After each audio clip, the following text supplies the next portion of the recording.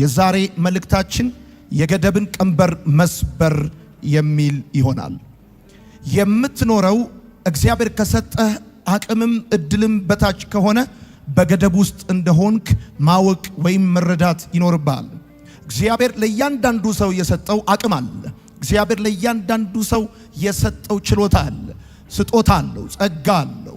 ማንም ሰው ወደዚህ ምድር ሲመጣ ባዶን አልመጣም። ማንም ሰው ወደዚህ ምድር ሲመጣ ለሌላ ሰው ቁጥር እንዲጨምር አልመጣም።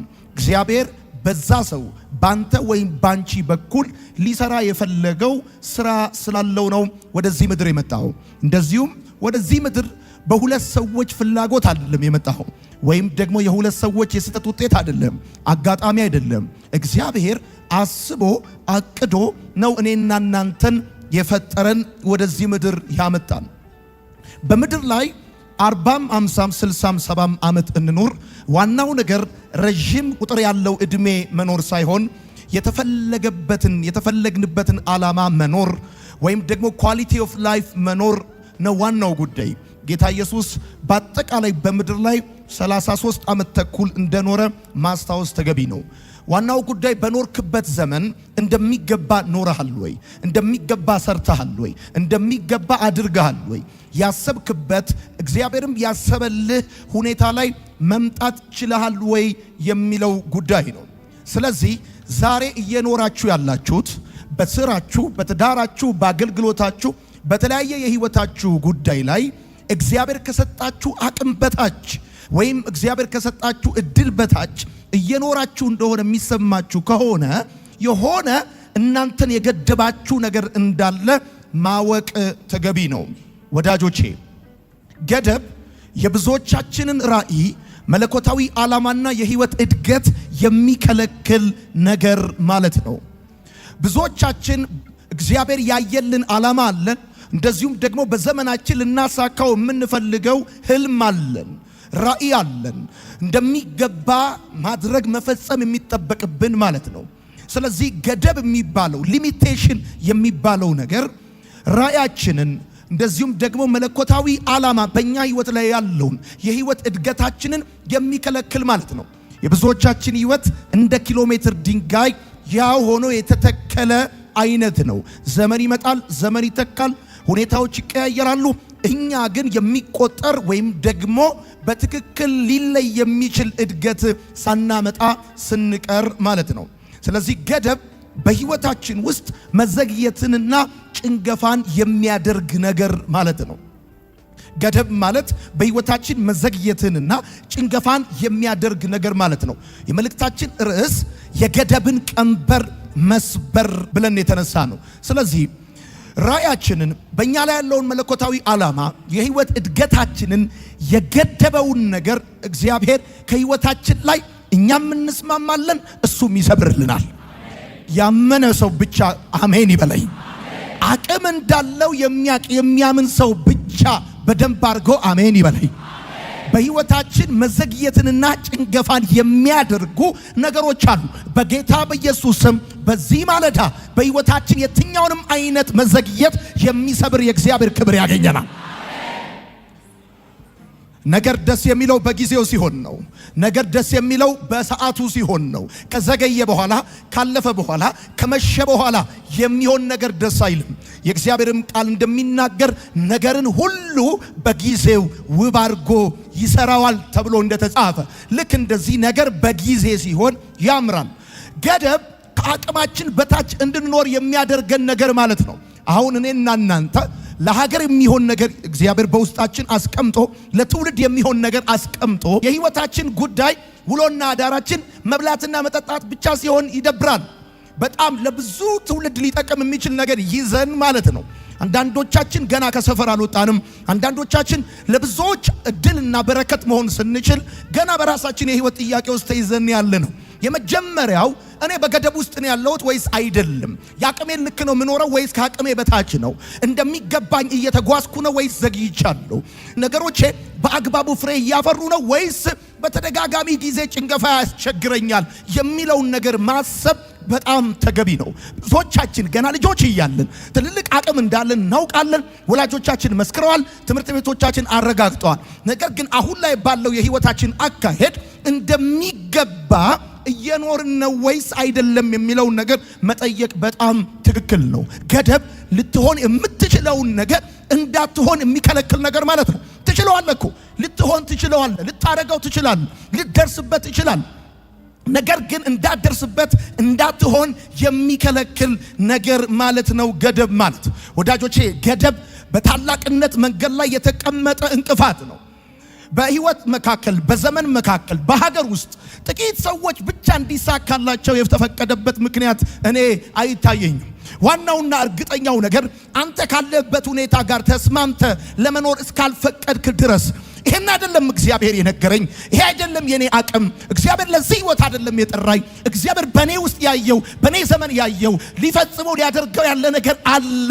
ስለዚህ አሁን ካለውበት ሁኔታ ጋር አልስማማም ማለትም ያንተ መብት ነው። ተስማምቶ መኖር ያንተ መብት ነው። ገደብ ራእይን፣ መለኮታዊ ዓላማን፣ የህይወት እድገትን የሚከለክል ነገር ማለት ነው። ልትሆኑ የምትችሉትን ነገር ለመሆን ደግሞ እድሉም አቅሙም እያላችሁ እንዳትሆኑ የሚከለክል ነገር ማለት ነው። ከአቅም በታች እንድትሆኑ የሚያደርግ ነገር ማለት ነው።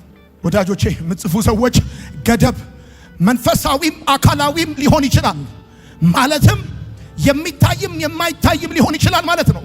አንዳንዶቻችን በሚታይ ነገር ተገድበናል፣ ሌሎቻችን በማይታይ ነገር ተገድበናል። ገደብ ማለት ሊሚቴሽን ማለት የሚታይም ሊሆን ይችላል፣ የማይታይም ሊሆን ይችላል።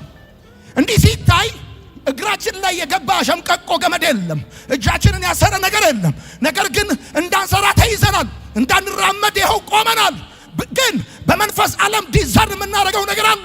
የሆነ እንዳንንቀሳቀስ የያዘን ወደ ኋላ የሚኮትተን እውቀቱም እድሉም ልምዱም ሐሳቡም ኔትወርኩም እያለ ህይወት አንድ አይነት ሆኖ እንዳውልት እንዲሆን ቆሞ እንዲቀር የሚያደርግ ነገር አለ። በጌታ በኢየሱስ ስም ያ ስውር እጅ የተመታ ይሁን። ጩና በደንብ አድርጋችሁ አሜን ባሉ። ኢየሱስ ጌታ። በአንዳንዶቻችን ህይወት ገደብ በአመለካከትም ሊገለጥ ይችላል። አንዳንዶቻችን በአስተሳሰብ ተገድበናል። ማድረግ እየቻልን ማድረግ እንደማንችል፣ ነገሩ ከአቅማችን በታች ሳይሆን ከአቅማችን በላይ እንደሆነ ማሰብ፣ ብንሞክረው ሊወድቅ፣ ብንሞክረው እጅ ሊሰጠን፣ ብንይዘው እንደ እንጀራ ሊሆንልን የሚችል ነገር እያለ ነገር ግን ኪዳናችንን ፖቴንሻላችንን ረስተን በአመለካከታችን የተገደብን ሰዎች እንኖራለን። ወዳጆቼ ገደብ ያለበት ሰው ማየት ይችላል፣ መያዝ ግን አይችልም። ማሰብ ይችላል፣ ማድረግ ግን አይችልም። እናያለን እኮ እንደውም ከአንዳንድ ሰዎች ቀድመን ነው የምናየው። አሪፍ አሪፍ የቢዝነስ ኦፖርቹኒቲ እድሎች፣ አይዲያዎች፣ በጣም ክሬቲቭ የሆኑ ነገሮች ቀድመን እናያለን፣ እናስባለን። ነገር ግን አክሽን ሲባል ድርጊት ሲባል የሆነ ነገር ይሆናል። እና ገደብ ያለበት ሰው በምን ታውቃለህ ካልከኝ ማየት ይችላል፣ ማድረግ ግን አይችልም። ማሰር ይችላል፣ መያዝ ግን አይችልም። ወዳጆቼ የተገደበ ሰው ማለት መብረር እንደማይችል ወፍ ማለት ነው። ለሰማይ የታሰበ በምድር የተወሰነ ማለት ነው። አንዳንድ መብረር የማይችል ወፍ እግዚአብሔር ያሰበው ለሰማይ ነው። ነገር ግን ክንዱ ማነው ክንፉ ሲነቀል መብረር እንዳይችል ሆኖ ሲያዝ በወጥመዱ ሲገባ ለሰማይ የታሰበ በምድር የተወሰነ ሲሆን ማለት ነው። አይታል የተገደበ ሰው ለሀገር የታሰበ በመንደር ግን የተወሰነ፣ ለቤተ መንግስት የታሰበ ነገር ግን በቤት ኪራይ የተወሰነ፣ ለትውልድ የታሰበ ነገር ግን በራሱ ጉዳይ ተወስኖ የቀረ ማለት ነው። ወዳጆቼ የተገደበ ሰው ማለት እንደዛ ነው። ታስታውሳላችሁ ጌዲዮን ታላቅ መሪ፣ ታላቅ ተዋጊ ብቻ ሳይሆን ታላቅ አዳኝ እንደነበረ፣ ነገር ግን በምን አይነት ሁኔታ ውስጥ እንደነበረ ጌዲዮን ጃይንት ሊደር ደግሞ የሚገርም ተዋጊ የነበረ የሚገርም አዳኝ የነበረ ሰው ነው። ነገር ግን የነበረበትን ሁኔታ ስታስታውሱ ተገድቦ እንደነበረ ይገባቸዋል። ይሄንን ቃል ቆይቷል። በዚህ ቃል ማሰብ ማሰላሰል ከጀመርኩ፣ መጻፍ ማሰብ፣ በዚህ ጉዳይ ላይ መጸለይ ከጀመርኩ አንዳንድ ጉዳይ ላይ እንደተገደብኩ ይሰማኛል። ይሄ አይደለም እግዚአብሔር የጠራኝ፣ ለዚህ አይደለም። ይሄ መክሰስ ነው፣ ራቱ አይደለም። ይሄ ገና ኢንትሮ ነው፣ ጅማሬ ነው። በልተህ ታቆማለህ አላለኝም፣ ለብሰህ ታቆማለህ አላለኝም። በአንድ አዲስ አበባ ገርጂ አካባቢ ላይ 2500 እና 3000 ሰው በሚስ አዳራሽ ውስጥ እዛ ውስጥ ዴስቲኒ ነው አልተባልኩም። እኔ ባንተ ሰራል ትነቅልና ታፈርስ ዘንድ ቀብቻለሁ ነው የተባልኩት። በኢየሱስ ስም ከኔ በኋላ የሚነሳ ትውልድ በአማርኛ አይገደብም፣ በኦሮምኛ አይገደብም፣ በኢትዮጵያ ዳር ድንበር አይገደብም። አሜን በል በደንብ አድርግ። ተገድበናል። የተገደበ ሰው ከሳጥን ውጭ ማሰብ አይችልም። ከሰፈሩ ውጭ ማሰብ አይችልም። ከዘሩ ውጭ ማሰብ አይችልም። ከኢትዮጵያ ውጭ ማሰብ አይችልም። የተገደበ ነጋዴ አይታችሁት ከሆነ ሌላው ከውጭ ሀገር መጥቶ እዚህ ሀገር ኢንቨስት ያደርጋል። እኛ ግን እዚሁ ተገድበናል። በቃ እዚሁ ቀርተናል። ወደ ታች ሞያሌ፣ ወደዚህ ውጫሌ፣ በቃ በጣም ብናይ የምናየው ከዚህ እስከዚህ ነው፣ ከዚህ እስከዚህ ነው። በቃ በጣም የተገደበ ሰው ሲያይ ሶፋ፣ ፍሪጅ፣ ቴሌቪዥን፣ መኪና በቃ። ወዳጆቼ ዳዊትን ግን አንበሳ አልገደበውም፣ ድብ አልገደበውም፣ ወንድሞቹ አልገደቡትም። በጣም ብዙ ተቃውሞ ደርሶበት ነበረ። አባቱ መሪ እንደሆነና እንዳልሆነ እርግጠኛ አልነበረም። ወንድሞቹም እንደዛው ኮምፕሌን ያደርጉ ነበረ።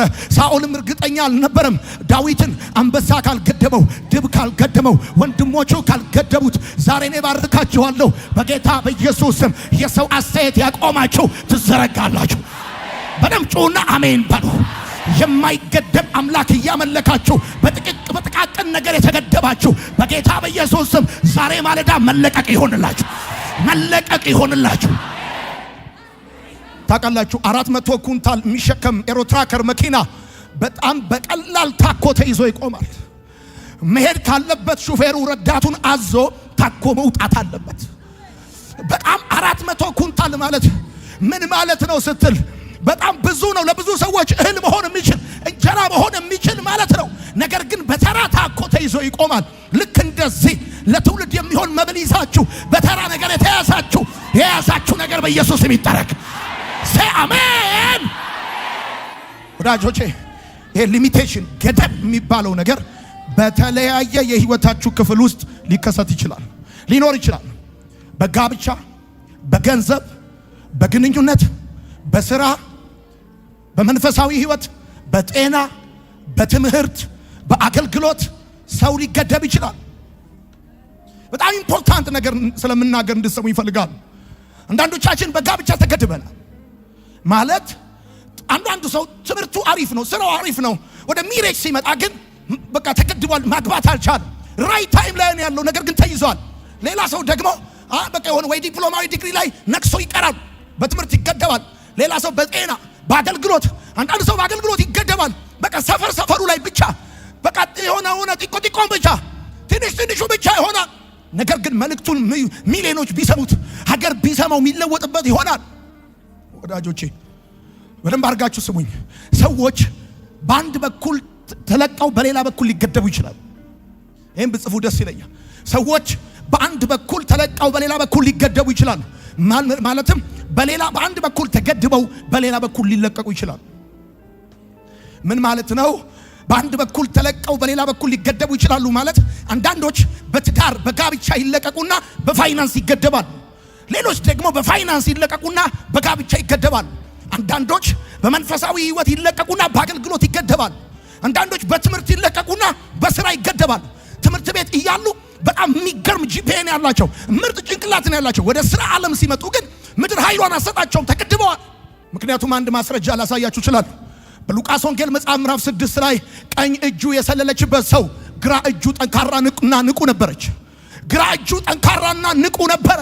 በግራ እጁ የፈለገውን ነገር ማድረግ ይችል ነበረ። በግራ እጁ ይይዛል፣ ይለቃል። በግራ እጁ ይወረውራል፣ ይመታል። በግራ እጁ ይከላከላል። ቀኝ እጁ ግን ሰሎበት ነበር አለ መጽሐፍ። ስለዚህ ማለት ነው አንዳንድ ሰዎች በአንድ በኩል ይለቀቁና በሌላ በኩል ይገደባል። አሁን አንዳንድ ሰው የሚገርም እኮ ነው፣ የሚገርም እውቀት፣ የሚገርም ታለንት፣ የሚገርም ተስጦ አለው። ነገር ግን በፋይናንስ በኩል በቃ ቀኝ እጁ ሰሏል። አስቦ ሲጨርስ ወደ አካል ወደ ድርጊት የሚያመጣበት ኃይሉ ተይዟል። አንዳንድ ሰው እንደ ቀልድ የጻፈው መዝሙር አገር ሲሰማው አንተ በስንት ጾም ጸሎትና በብዙ ድካም ስንት ዘመን ስታፈር ስትገነባ ስትጸልይበት የነበረ ከእግዚአብሔር ዘንድ የተቀበልከው መዝሙር ከራስ አልፎ ሌላ ሰው አልነካ ብሎ ሲል ማወቅ ያለብህ ይሄ የቅባት ችግር አለ። የሆነ ሊሚቴሽን የሆነ ባሪየር የሆነ ነገር አለ። ታውቃላችሁ ሊፍት ውስጥ የገባ ሰው ድምፁ አደባባይ እንዳለ ሰው እኩል አይሰማ። ሊፍት ውስጥ የገባ ሰው በኮንክሪት ይገደባል። ልክ እንደዚህ በጌታ በኢየሱስ ስም ጩኸታችሁ እንዳይሰማ፣ ሐሳባችሁ አካል እንዳይስ፣ ራእያችሁ እንዳይራመድ፣ ህይወታችሁ እንዳያድግ የከለከለ እጅ ሁሉ በኢየሱስ ስም ይመታ። ስለዚህ በአንድ ጉዳይ እንስማማለን ማለት ነው። የምንስማማው በምንድን ነው? ሰው በአንድ በኩል ተለቆ በሌላ በኩል ሊገደብ ይችላል። ሉቃስ ወንጌል መጽሐፍ ምዕራፍ 6 ላይ እንዳለው ሰው በቀኝ እጁ የሰለለበት ሰው ግራ እጁ ግን ጠንካራና ንቁ ነበረ። ስለዚህ ብዙዎቻችን አሁን አንዳንዶቻችን ፋይናንሻሊ አሪፍ ነን፣ ምናምን አካዳሚካሊ አሪፍ ነን፣ በልጆቻችን በኩል የሆነ ነገር ተገድበናል። ልጆቻችን ትምህርት ላይ ኢፌክቲቭ አይደሉም፣ በካራክተር በሆነ ጉዳይ እና ይሄንን ጉዳይ አንደርስታንድ ማድረግ ይጠይቃል። መጽሐፍ እንደሚናገር ሰባሪው እየሰበረ ከፊታችሁ ይወጣል። ከዚህ በመቀጠል ሶስቱን የገደብ ምክንያቶች ላሳያችሁ። በጣም ብዙ የሊሚቴሽን ምክንያቶች አሉ፣ የገደብ ምክንያቶች አሉ። እኔ እነሱን ለመዘርዘር ጊዜ ስለማይበቃኝ፣ ነገር ግን ሶስቱን የገደብ ምክንያቶች ሰዎችን የሚገድቡ ከአቅማቸው በታች የሚያደርጉ ህይወታቸውን የሚያዘገዩ ፍሬያማ እንዳይሆኑ የሚያደርጉ የገደብ ምክንያቶች አሉ። አንደኛው ኃጢአት ነው። በምድር ላይ ሰውን እንደ ኃጢአት የሚገድብ ነገር የለም ወዳጆቼ። ከተፈጥሮ በላይ የሆነውን ሳምሶን ወደ ተራ ሰውነት የቀነሰው ኃጢአት ነው። ማንም ሰው ቢሆን በኃጢአት ውስጥ የገዥነት አቅም ሊኖረው አይችልም። እንደ ኃጢአት የሰው ልጅ የሚገድብ ነገር የለም። አሁን ትልልቅ ፖቴንሻል ያላቸው ሰዎች ትልልቅ ነገር መስራት የሚችሉ ለምሳሌ አይታችሁ ከሆነ አዲክሽን ውስጥ ያሉ ወጣቶችን ብታዩቸው የእጅ ጽሑፋቸው የሚገርም ነው። በጣም የቴክኒክ ሰዎች አዋቂዎች ናቸው። አካዳሚካሊ በጣም የሚገርሙ ናቸው። ግን ተገድበዋል። ያ እውቀት፣ ያ ታለንት፣ ያ ነገር እንዳይወጣ አዲክሽኑ ይዟቸዋል። ስለዚህ የመጀመሪያው የሰው ልጅ የሚገድብ ነገር ቢኖር ኃጢአት ነው። ሰውን ከገዥነት የሳምሶን ህይወት በቂ ነው። ከተፈጥሮ በላይ የነበረውን ሳምሶን ነው ኃጢአት ወደ ተራ ሰውነት የቀነሰው። ሁለተኛው የገደብ ምክንያት ስንፍና ነው። ስራን መጥላትና መናቅ። በምሳሌ መጽሐፍ ምዕራፍ 10 ቁጥር 4 ላይ ሰነፍ በድህነት እንደሚኖር የእግዚአብሔር ቃል ይናገራል። ሁለተኛው የገደብ ምክንያት ስንፍና ነው። የሚገርም ነው። ታውቃላችሁ ስንፍና እብደት ነው የሚለው መጽሐፍ ቅዱስ። አቅም ሊኖር ይችላል፣ ነገር ግን ሰነፍ ከሆንክ በመሰረቱ ሰነፍ ህይወቱ ሁሉ የተገደበ ነው። መግዛት ይፈልጋል፣ አይገዛም። መስራት ይፈልጋል፣ አይሰራም። ማድረግ ይፈልጋል፣ አያደርግም። ስለዚህ ከጸሎቱ በተጨማሪ ከቃሉ በተጨማሪ ከዚህ ወጥቶጣ ከነገ ጀምሮ የስንፍናን ቆፈን ከላይ ለማራገፍ አለ። ሶስተኛው የገደብ ምክንያት እርግማን ነው። እርግማን ማለት ወደ አንድ ሰው የተላከ ወይም የተጠራ ክፉ ቃል ማለት ነው። የሟርት ቃል አይሆንለት፣ አይሳካለት፣ አያግኝ የሚል ወደ አንድ ሰው ህይወት የተላከ ወይም የተጠራ የክፋት ቃል፣ የውድቀት ቃል፣ የጭንገፋ ቃል ማለት ነው። አይታችሁ ከሆነ ከልጅነታችን ጀምሮ ወደኛ የሚላኩ የክፋት ቃሎች አሉ። ወደኛ የሚወጡ ባጭር ቅር ይድፋ እንዲህ የሚል በእኛ ህይወት ላይ የተላከ በቤተሰብ የተጠራ በጎረቤት የተጠራ በምቀኛ የተጠራ ክፉ ቃል አይከናወንልህ የሚል ቃል ዛሬ በጌታ በኢየሱስም በቤተሰብ በዘመድ በጎረቤት በአስተማሪ እናንተ ላይ የተጠራ ክፉ ቃል የተመታ ይሁን። አካል ያዘ ህይወታችሁ ላይ አካል ያዘ በኢየሱስም የተመታ ይሁን። እነዚህ ሶስቱ የገደብ ምክንያቶች ናቸው።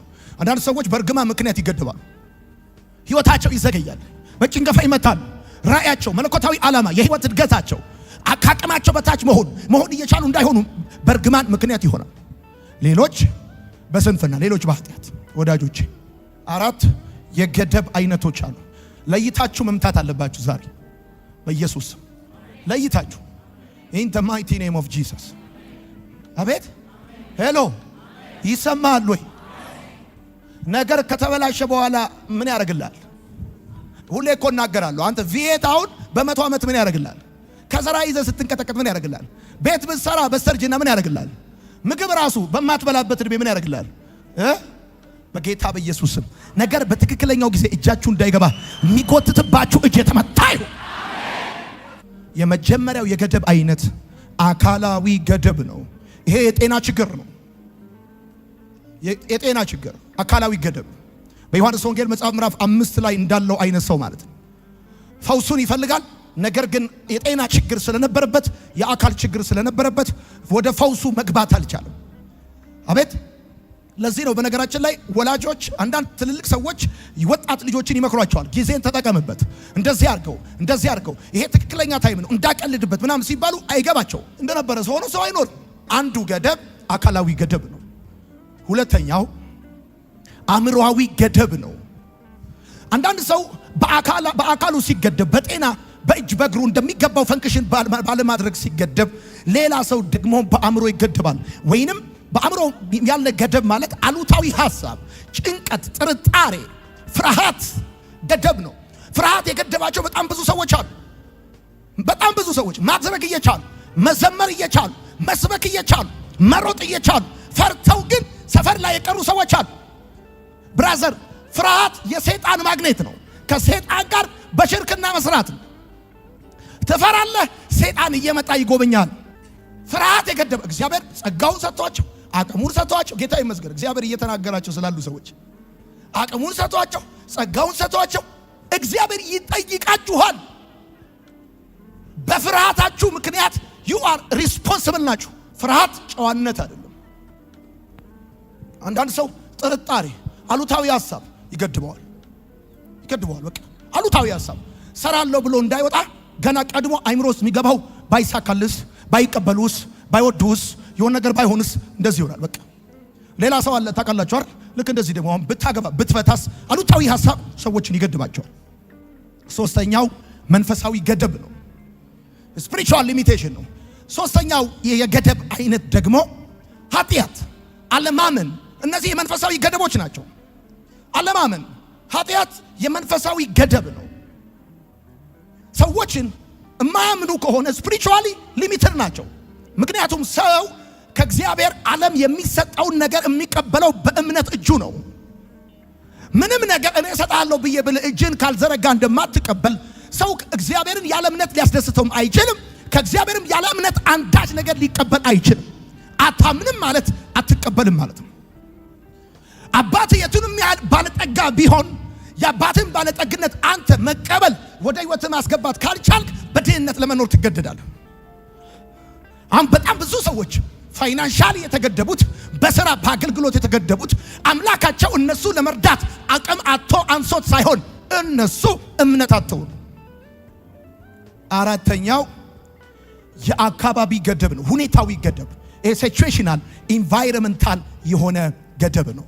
መርዛማ ግንኙነት ወይንም አሉታዊ ሁኔታዎች፣ አሉታዊ ጓደኝነት፣ ይሄ ከባባዊ ሁኔታ ያለንበት ሲቹዌሽን፣ ብርም በርም ያልሆኑ ሰዎች፣ ሁኔታዎች፣ አብረህ የምትውላቸው ሰዎች ወይ ብር አይደሉ ወይ በር አይደሉ። ተምች እንዴትም ይሁን እንዴትም ብቻ ሲገኝ እንደ በቀቀንና እንደ ምስጥ የሚበላ ብቻ ፕሮዲዩስ የማያደርግ አምራች ያልሆነ ኮንሱመር የሆነ ኢንቫይሮንመንት፣ ይሄ የሚገድብ ነው። ሰዎች የትኛው ጋር ነው ገደብ ያለብኝ የትኛው ጋር ነው የሚለውን ከዛም የገደቡ ምክንያት ምንድን አለማመኔ ነው፣ ኃጢአቴ ነው፣ ወይም ያለውበት ከባቢ ሁኔታ ነው፣ ወይስ አስተሳሰቤ ነው? ማሰብ ተገቢ ነው። ከገደብ በላይ ለመሄድ ምን ላድርግ? ኦኬ ሊሚቴሽን እንዳለ ከገባኝ ይሄን ሊሚቴሽን ሰብሬ እንዲሄድ ለማድረግ ምን ላድርግ? አንደኛ ከዚህ ቀን ጀምሮ በእግዚአብሔር ታመን። እንቅፋቶችን ለማሸነፍ በራስ ሳይሆን በእግዚአብሔር አቅም ላይ ተደገፍ። ከገደብ በላይ የሚያስኬድህ በእግዚአብሔር ላይ መታመንህ፣ እግዚአብሔርን መደገፍ ነው። ትምህርትህን፣ ዕውቀትህን፣ ዘመዶችህን፣ የምታውቃቸውን ሰዎች፣ ሁኔታውን፣ ደመናውን፣ ዝናቡን አትመነው። እምነትን ማድረግ ያለብህ እግዚአብሔር ላይ። ወጥቼ እሰራለሁ ስትል፣ አገለግላለሁ ስትል፣ ይከናወንልኛል ስትል አይተ ደመናውን ይዘንባል ብለህ አይደለም። ንፋስም የለም ደመናም የለም ይሄ ሸለቆ በውሃ ይሞላል ሲባል በሜትሮሎጂ ሳይንስ ሂሳቡ መጥቶ አይደለም፣ እግዚአብሔርን ታምኖ ነው። በእግዚአብሔር የሚታመኑ ሰዎች ከገደብ በላይ ይሄዳሉ። በጣም ብዙ ሊሚቴሽን አለ። የተማርንበት ትምህርት ቤት፣ ያደግንበት ቤተሰብ፣ ያደረግነው ጫማ፣ የነበርንበት ብዙ ሁኔታዎች ይገድባሉ ወዳጆች። ነገር ግን በእግዚአብሔር የሚታመኑ መታመኛቸውን በእግዚአብሔር ያደረጉ ኃይላቸውን ያድሳሉ፣ እንደ ንስር በክንፍ ይወጣሉ፣ አይታክቱ፣ ይሄዳሉ፣ ይበራሉ ተብሎ እንደተጻፈ የመጀመሪያው በእግዚአብሔር መታመን። በእግዚአብሔር መታመን የሚታወቀው ደግሞ ቁጭ ብለህ በእግዚአብሔር እታመናለሁ ስላልክ አይደለም። በእግዚአብሔር የሚታመን ሰው አክሽኑ ያስታውቃል፣ አረማመዱ፣ አካሄዱ ያስታውቃል። የማይደፈር ነገር ይደፍራል፣ የማይሞከር ነገር ይሞክራል፣ የማይንኳኳ በር ያንኳኳል። በሱ አቅም የማይታሰብ ነገር ያስባል። ስታስበው እሱ የሚያስበው ተራራ ነው። ኪሱ ያለው 10 ሺህ ብር ነው። በጣም በሚገርም ሁኔታ 10 ሺህ ብር ይዞ 100 ሺህ ብር ያቅዳል። 90 ሺህ ብሩ ምንድነው ብለህ ብትጠይቀው እግዚአብሔር ላይ ያለኝ እምነት። ሄሎ አብርሃም የብዙዎች አባት የሆነው የሌለን እንዳለ አድርጎ በሚጠራ ለሙታን ሕይወትን በሚሰጥ ባመነበት በአምላክ ፊት። ሄሎ የትውልድ አባት መሆን ከፈለክ ባመነበት በአምላክ ፊት የብዙዎች አባት ሆነ ተብሎ እንደተጻፈ ወንድሜ በእግዚአብሔር ፊት የብዙዎች አባት እንድትሆን ከፈለክ የሌለን እንዳለ አድርጎ በሚጠራ ለሙታን ሕይወትን በሚሰጥ እግዚአብሔር ሰማይን የጠራው ካለበት አይደለም ከሌለበት ነው የጠራው። 100% እርግጠኛ ነኝ የሚያስፈልጉኝን ነገሮች እግዚአብሔር ካሉበት ሳይሆን ከሌሉበት አንድ በአንድ ስማቸውን እየጠራ እንደሚያመጣቸው እኔ ልመን እንጂ እኔ ልራመድ እንጂ እኔ ልሂድ እንጂ ተራራው እንደልዳላ ሜዳ ይሆናል። እንደ አለት የሆነ ነገር እንደ ሰም በፊቴ ይቀልጣል። ስለምንሰራ አይደለም የሚከናወንልን፣ ስለተከናወነልን ነው የምንሰራው። የሰማይ አምላክ እግዚአብሔር ያከናውንልናል። እኛም ባሪያዎቹ ተነስተን እንሰራለን ከማለቱ በፊት የሰማይ አምላክ እግዚአብሔር ያከናውንልናል። እግዚአብሔር ስለሚያከናውንልን አቤት ሄሎ እኛም ባሪያዎቹ ተነስተን እንሰራለን። እኔ ባርካለሁ፣ እኔ ጸልይላለሁ። ከዚህ በኋላ በምንም ጉዳይ ተነስተህ ስትሰራ ይከናወንልሃል። እግዚአብሔር ያከናውንልሃል። የእግዚአብሔር መከናወን ከፊት ወጥቷል። አሜን ይባላል። የመጀመሪያው እሱ። ሁለተኛው ከገደብ በላይ ለመሄድ ምንድነው ማድረግ ያለብኝ? አስተሳሰብን ማደስ ነው። አስተሳሰብህን ከእግዚአብሔር ተስፋዎች አንጻር ማደስ አለብህ። እግዚአብሔር በልጅነትህ በትንሽነትህ ገና በጠዋት የገባልህን ተስፋ የሚመጥን ከዛ ተስፋ ጋር ኮምፓቲብል የሆነ ማይንድ ሴት ያስፈልጋል። የሰማኝ ካለ ሞባይላችሁ ሁል ጊዜ አፕዴት እንድታረጉ ይነግራችኋል። አፕዴት እንድታረጉት ይመጣል። ምክንያቱም የአይፎን ወይም የአፕል ካምፓኒ ወይም የሳምሰንግ ካምፓኒ ወቅቱን የሚመጥን ሁል ጊዜ ይሰራል እና አንተ ዛሬ ብትገዛው ሳምሰንግ ግን አፕል ግን ሁል ጊዜ ራሱን አፕዴት ያደርጋል እና እሱን የያዝከውን የሚመጥን ሶፍትዌር ያስፈልጋል። ልክ እንደዚሁ እግዚአብሔር የገባልን ተስፋ የሚመጥን ከዛ ተስፋ ጋር ኮምፓቲብል የሆነ ማይንድ ሴት ያስፈልጋል። አንዳንዶቻችን እግዚአብሔር የገባልን ተስፋ ሀገር ነው፣ የኛ ማይንድ ሴት ሰፈር ነው። ብዙዎቻችን እግዚአብሔር የገባልን የራሳችንን ነገር ሊሰጠን ነው፣ የኛ ማይንድ ሴት ቅጥረኛ ነው። ሞት ነው። ከደሞዝ ብንላቀቅ ምን ሞት ይመስለናል። ከስራ ብናቆም ምን ጠፋ ይመስለናል። እግዚአብሔር እንዴት ይባርከን። እግዚአብሔር የገባልን የተስፋ ቃል የሚያክል ማይንድ ሴት አስተሳሰብ ስርዓት ያስፈልጋል። እግዚአብሔር የገባላቸው ተስፋ ማርና ወተት የምታፈሰው ምድር ነው። ያችን ከነዓንን የሚያክል ማይንድ ሴት ግን ያልነበራቸው 10 ሰዎች ነበሩ። ሄደው ሲመለከቱ ቁመታቸውን አይተው በእነሱ ፊት እንዳንበታንናሉ። ሁለቱ ግን እንደዚያ ያሉ እንደ እንጀራ ይሆኑልናል። በቁመት ሊበልጡን ይችላሉ፣ እንደ እንጀራ ግን ይሆኑልናል። ታይሙ ጥሩ ላይሆን ይችላል። አይ ስዌር ቱ ጋድ እግዚአብሔር ግን ያከናውንልኛል። ትበላለህ ካለ እንደ ማርና እንደ ወተት ይሆንልሃል ካለ ከነዓንን ሰጣለሁ ካለ አንተ የመበላት ማይንድ ሴት ይዛት በላም እና እነዛ ሰዎች አምነው ገቡ። እነዛ ዛኞቹ ሳያምኑ ቀሩ እዛው ምድረ በዳ። ያጉረመረመ የቀረ ስንት ሰው አለ መሰለህ? ሶስተኛው ከገደብ በላይ ለመራመድ ከፈለክ ሶስተኛው በመንፈስ መሞላት ነው አለ።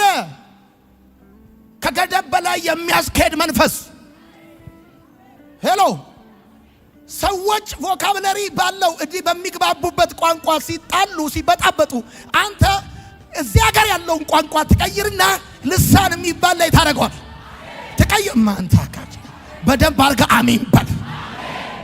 መንፈስ ቅዱስ ከገደብ በላይ ያስኬዳል። ሊሚቴሽን ይኖር ይችላል። የእሳቱን ኃይል ይዘዋል። የአንበሳውን አፍ ይዘጋዋል። እስቲ በደንብ አርጋ አሜን በል። የጉድጓዱን ውሃ ያደርቀዋል። መንፈስ ይሙላባችሁ እንጂ በወይን ጠጅ አትስከሩ፣ ይህ ማባከን ነውና። እርስ በርሳችሁ በዝማሬና በቅኔ ተነጋገረዋል። እየዘመርክ ያለህበትን ሁኔታ ተሻግረዋል። እስቲ በደንብ አርጋ አሜን በል። በመንፈስ መሞላት ከገደብ በላይ እንድትሄድ ያደርጋል። መንፈስ ቅዱስ አቅም ጉልበት ይሰጣል፣ ኃይል ይሰጣል። ሁኔታውን የምታልፍበት ደግሞ ብልሃት ይሰጣል። ደግሞ ይከርማል። እዛ ሁኔታ ውስጥ ሆነ ቻሌንጅ ሲገጥምህ ቃል ያቀብላል፣ ሐሳብ ያቀብላል። የሆነ ቢሮ ገብተህ እያወራ እያለ ስራ አስኪያጁ ኖ እያለ ካንተ ድንገት ያልታሰበ የእውቀት ቃል መንፈስ ቅዱስ ያቀብላል። በመንፈስ ተሞልተ ቢሮ ስለምትገባ ስራ ቦታ ስለምትሄድ ስለምታገለግል ሰዎች አንተ ፊት ሊቆሙ አይችሉም። የሰው ጥበብ አታወራም፣ የሰው ዕውቀት አታወራም፣ የሰው ሐሳብ አታወራም። መንፈስ ቅዱስ ሁኔታን እያለፈ ያስኬዳል። እስቲ በደንብ አርግ ጩሁና አሜን በል። ይሄንን ተራራ ጠነቅለ ወደ ባህር ሂድ ብለህ ብትለዋል። ሄሎ እኔ ነኝ። አጋንንት ስታስወጣ አጋንንቱ የሚወጣው ያንተን ጉልበት ተጠቅሞ ሳይሆን የራሱን ጉልበት ተጠቅሞ ነው። ሄሎ ይሄን ተራራ ተነቅለ ወደ ባህር ሂድ ብለህ ብትለው ተራራው የሚሄደው ባንተ ጉልበት አይደለም፣ በራሱ ኢነርጂ ነው የሚሄደው። ኃይል ማለት ካንተም ይወጣል አንተም ይሰራ ነገር ማለት ነው። ስልጣን ማለት ግን የሌላውን ኃይል ላንተ እንዲሰራ መጠቀም ማለት ነው። በነገራችን ላይ እኛ በየቀኑ እዚህ የምንሰበሰበው አሪዮስ ፋጎስ ስለሆነ አይደለም፣ መንፈስ ቅዱስ በህይወታችን የሚሰራው ነገር እንዳለ ስለምናምን። እስቲ አሜን በሉ። በደንብ አርጋችሁ አሜን በሉ። አራተኛ ከገደብ በላይ ለመሄድ በጸሎት መትጋት ጻፉ። ጸሎት መንፈሳዊም ሆነ ስጋዊ ገደቦችን የመስበር አቅም አለው። ስጋዊም ሆነ መንፈሳዊ ገደቦችን የመስበር አቅም አለው። አካላዊም ሆነ መንፈሳዊ ገደቦችን ጸሎት የማስወገድ ኃይል አለው። የጻድቅ ሰው ጸሎት በሥራዋ እጅግ ኃይልን ታደርጋለች እንደሚል ማለት ነው። ይሄን ጸሎት መጸለይ ያለብን እግዚአብሔር ሆይ በምህረትህ ወደ ህይወቴ ተመለስ፣ በይቅርታ ወደ ህይወቴ ተመለስ። ሁለተኛው ልጸልይ የሚገባ ጸሎት ምን መሰለህ? በእኔ ዘንድ ያለ ኃጢአት ሁሉ በኢየሱስ ደም ይደምሰስ ብለህ በእኔ ዘንድ ያለ እኔ ሪኮግናይዝ ያላደረኩት እንኳን ኃጢአት ቢኖር በጌታ በኢየሱስ ክርስቶስ ደም የተደመሰሰ ይሁን። የመጀመሪያው መላቀቅ ያለብን ኃጢአት ካመጣብን ገደብ ስለሆነ በክርስቶስ ኢየሱስ ደም ይደምሰስ። ሶስተኛው መጸለይ ያለብህ ከገደብ ለመውጣት መጸለይ ያለብህ ጸሎት ምን መሰለ? በቤተሰቤ ውስጥ ያለ መጥፎ ነገር በኢየሱስ ስም ይደምሰስ ብለህ መጸለይ ያለብህ። መጥፎ ነገር በቤተሰብ ውስጥ ያለ በእናት በአባት በወንድም በእህት በቅርብ ዘመዶች ዘንድ ያለ መጥፎ ነገር መጥፎ። ምክንያቱም የእግዚአብሔር ቃል ቅድም እንደነገርኳችሁ ሁለትም ሆነ ሶስት በስሜ በተሰበሰቡ መካከል በዛ አገኛለሁ። ሁለት ሰዎች በአንድ ሐሳብ ተስማምተው ቢጸልዩ እንደሚል አየ ቤተሰቡ መስማማት ሲኖረው የጸሎት መልስ ይፈጥናል። በሚለያይ ቤተሰብ በማይግባባ ባለትዳር ባልና ሚስት መካከል እግዚአብሔርም ኢንተርፊር አድርጎ ጣልቃ ገብቶ ነገሮችን ማድረግ ስለሚቸገር ማለት ነው። በቤተሰቤ ውስጥ ያለ መጥፎ ነገር ከዚህ በፊት እኔ የማላቀው የኃጢአት ወይም ደግሞ የጣዖት ልምምድ የአምልኮ ልምምድ። አራተኛ ከገደብ ነፃ ለመውጣት መጸለይ ያለብህ ጸሎት ቅድመ አያቶቼንና አያቶቼን አባቶቼን የገደበ አሁን ደግሞ እኔ ሊገድብ የሚፈልግ ነገር በኢየሱስ ክርስቶስ ስም ይደምሰስ ይፍረስ ብለህ መጸለይ አለብህ። አየህ ቅድመ አያቶቻችን አባቶቻችን በጣም የሚገራርም አቅም ይዘው ከሆነ ነገር እልፍ ሳይሉ ሞተዋል። ይሄ አለ ጄኔሬሽናል ከርስ አለ፣ የትውልድ ሰንሰለት ስርዓት አለ። ያ አንተንም እየጎተተ ሊያስቀር ወደ ኋላ ስለሚፈልግ አያቶችን ቅድመ አያቶችን አባቶችን የገደበ 40 ዓመት ላይ 42 43 ዓመት ላይ የገደለ ድሃ ያደረገ ስኬት እንዲያጡ ያደረገ ትዳራቸውን ያፈረሰ ክፉ በኢየሱስ ስም ብለህ ይፍረስ ብለህ መጸለይ አለብህ፣ መቃወም አለብህ። አምስተኛ እጣ ፋንታዬን ለመገደብ የተደረገ ቃል ኪዳን ይፍረስ ብለህ ማን ነው? እኔ አውቄም እኔ ሳላውቅም በእኔ ጉዳይ ላይ ቃል ኪዳን ያደረገ የተማማሉብኝ ይፍረስ። የኔን ዕጣ ፋንታ ለመገደብ የተደረገ ቃል ኪዳን፣ እድገቴን ለመገደብ፣ ለውጤን ለማዘግየት፣ እንዳልለቀቅ እንዳልዘረጋ በእኔ ላይ የተማማለ፣ በድብቅ የተማማለ፣ በስውር የተማማለ ፎቶዬን ይዞ ስምህን ይዞ እንዳያልፍልህ ኪዳን የገባ በደም ኪዳን የገባ ይሄን ይፍረስ ብለህ መቆማል። ስድስተኛ በስሜ ላይ የተለቀቀ የጥላቻና የክፋት ቀስት ይሰበር ብለህ፣ የውርደት ቀስት ይሰበር ብለህ ባንተ ስም ላይ ባንተ አድራሻ ላይ የተለቀቀ የውርደት የክፋት የጥላቻ ቀስት በኢየሱስ ስም ይሰበር። ሰባተኛ ከገደብ ለመላቀቅ ለመውጣት የምታደርገው ጸሎት። ሰባተኛ ጠላቴ በእኔ ላይ ያለው ህጋዊ መሰረት፣ ህጋዊ ሰነድ፣ የእግር መርገጫ ከዛ ሁኔታ እየተነሳ አታክሊን የሚያደርግበት በጌታ ኢየሱስ ህጋዊ ግራውንድ እንዳይኖረው በህይወቴ ላይ ጸለይኩ። ስምንተኛ ከገደብ ለመውጣት መጸለይ ያለበት ጸሎት የህይወትህን ካርታ እንደገና የሚቀርጽ ኃይል እንዲመጣ፣ የተበለሻሸውን የህይወትህን ፕላን ዝብርቅርቅ ያለውን እንደገና የሚያስተካክል የእግዚአብሔር ኃይል የእግዚአብሔር እጅ እንዲመጣ። ዘጠነኛ በእኔ ዘንድ ያለ ማንኛውም የባርነት ቀንበር ይሰበር። የመጨረሻው አስረኛው በህይወቴ ውስጥ ያለ ግራ መጋባት ከዚህ ቀን ጀምሮ እንዲቆም ጸልያለሁ ብለህ ጸልይ። ግራ መጋባት በስራ በህይወት በትዳር ግራ መጋባት ምን ማድረግ እንዳለብኝና እንደሌለብኝ እስኪ ቸግረኝ ድረስ ተምረን ለብዙ ሰዎች መክረን ዘክረን በእኛ ምክርና አቅጣጫ ሰጪነት ብዙ ሰዎች ህይወታቸው ተቀይሮ እኛ ግን ስለገዛ ህይወታችን ግራ ገብቶን የተቀመጥን ሰዎች ይሄንን ኮንፊውዥን መቃወም አለብን። ይሄን ግራ መጋባት መቃወም አለብን። አሁን ከዚህ ብትወጡ አቅጣጫችሁን እንደምታውቁት እኔ ዛሬ ማለዳ ጸልይላችኋለሁ። የህይወታችሁን ካርታ እንደገና የሚያስተካክል የእግዚአብሔር ብርሃን ከፊት ለፊታችሁ ይውጣ።